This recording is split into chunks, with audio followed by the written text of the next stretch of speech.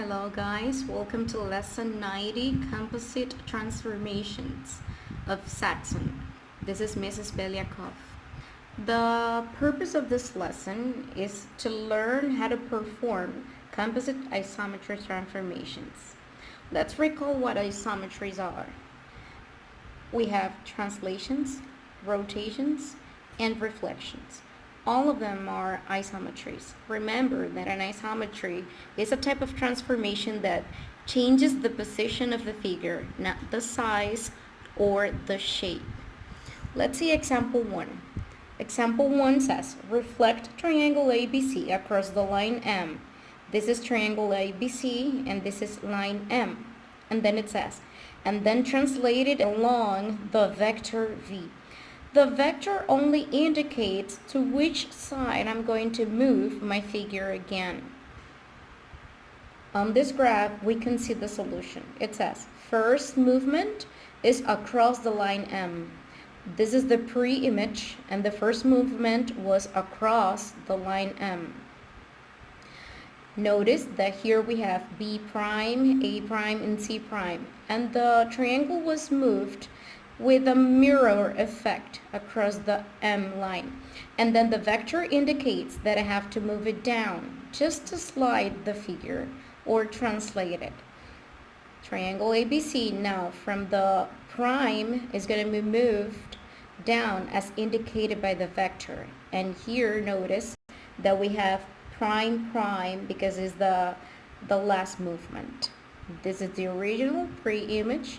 This is the image. And this is the image of the pre-image in gray.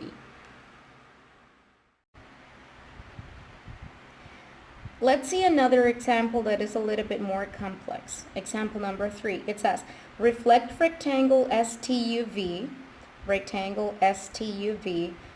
first across JK. JK is a line. JK is this line. If I have to move the rectangle across that line, it would be to this space, right? Let's write a little square so you don't get confused. And then reflect the image across the line LM. Once you place it here, we're gonna move it across LM. Where is LM?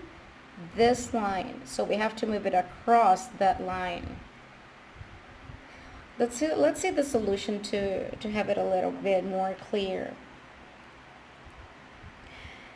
STUB was moved or transformed across JK and then across LM. Notice that the pre-image doesn't have any tick marks. This one have one tick marks indicating that it is the first movement, and this one has 2 tick marks indicating that that's the second movement. That's why it is a composite transformation, because it involves several transformations. And finally, let's see example number 4, analyzing other compositions. It says, perform a transformation on the rectangle in the following order. Reflection across the vertical line, rotation of 90 degrees, clockwise, rotation of 90 degrees clockwise, and a reflection across the horizontal line. What is the result? This is the rectangle they're giving us. The first movement, it says, let's analyze the diagram. The first movement, it says a reflection across the vertical line. So let's imagine that here we have a vertical line and we're reflecting the rectangle across that vertical line. Notice the tick marks, first movement.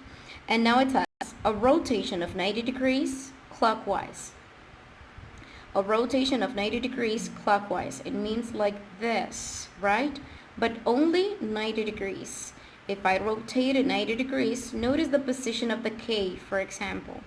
Here's K prime and here is K prime prime, indicating that this is the second movement. And then it says a rotation of 90 degrees clockwise. Again, it's not a mistake. It's the same movement again. So here's K, and let's see when we make a rotation of 90 degrees clockwise. Notice the position of K now. The difference, K prime prime, K prime, prime, prime, because it's the third movement. And finally, it says a reflection across a horizontal line. You don't see the horizontal line. You're supposed to trace it.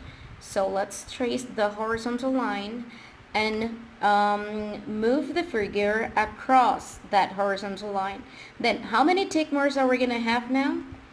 That's right. We're going to have 4 tick marks. Notice 1, 2, 3, 4. 4 tick marks, indicating that that's the fourth movement.